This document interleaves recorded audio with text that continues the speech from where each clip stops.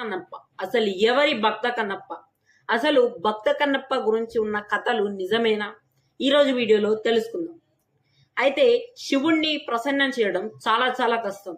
మనం ఇతిహాసాల్లో కూడా చూస్తే రావణాసురుడు వంటి పెద్ద రాజే అతను కైలాస పర్వతం కింద తన కాళ్ళు మరియు చేతులతోని వీణ తయారు చేసి తన పేగులను బయటికి తీసి దానితోని తయారైన వీణతోని అతను శివతాండవ స్తోత్రాన్ని 1000 సంవత్సరాల పాటు చదివితే మాత్రమే శివుడు ప్రసన్నమయ్యాడు. అలాగే ఎంతో మంది దేవతలు కూడా ఎన్నో వేల సంవత్సరాల పాటు శివుణ్ణి ప్రసన్నం చేశారు అకార్డింగ్ టు అవర్ ఇతిహాసాలు.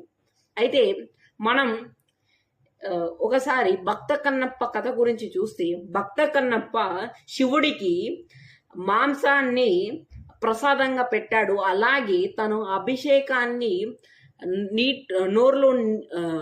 నీటి అంతా నోరులో నింపుకొని దానితోని అభిషేకం చేశాడు. అందుకే భక్త కన్నప్ప కథ చాలా చాలా వేరుగా ఉంటుంది. అయితే భక్త కన్నప్ప శివభక్తుల్లోనే టాప్ స్థానంలో ఉంటాడు. కానీ భక్త కన్నప్ప ఒక ట్రైబల్ జాతికి చెందినవాడు. అలాగే అతను శివుడికి ప్రసాదంగా మాంసాన్ని పెట్టేవాడు. అసలు భక్త కన్నప్ప గురించి పెరియ పురాణంలో రాసింది.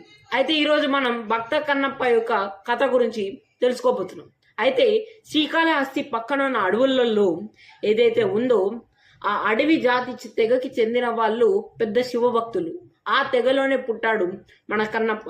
అయితే ఆ తెగ వాళ్ళు శివుడికి ప్రసాదంగా వాళ్ళు వేటలు ఏదైతే తీసుకొని వచ్చేవాళ్ళు పెట్టేవాళ్ళు.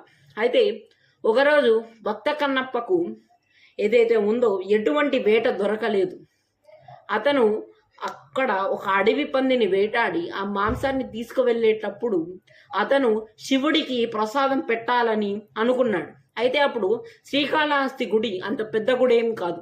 అయితే అప్పుడు తను ఆ మాంసాన్ని ఏదైతే ఉందో శివుడికి పెట్టాడు. అయితే ఆ గుడికి పెద్దగా ప్రజలు వచ్చి పోయేవారు కాదు. అయితే భక్త కన్నప్ప చేసిన ఇది ఎవరికి తెలిసేది కాదు. కానీ అదే గుళ్ళో చాలా మంది పండితులు వచ్చేవాళ్ళు. అయితే వారు పొద్దున వచ్చేవారు. అండ్ భక్త కన్నప్ప ఒక వేట అయిపోయినాక దాని తర్వాత ఆ గుడిలో మాంసాన్ని పెట్టేవాడు. ఈ అలవాటి భక్త కన్నప్పకి వస్తూ వచ్చింది. అలా ఎన్నో రోజుల పాటు మాంసం పెట్టేవాడు. అయితే నెక్స్ట్ రోజు పొద్దున ఆ పండితులు వచ్చినప్పుడు ఆ మాంసాన్ని వాళ్ళు తీసివేసేవారు. అలాగే పువ్వులు శివలింగం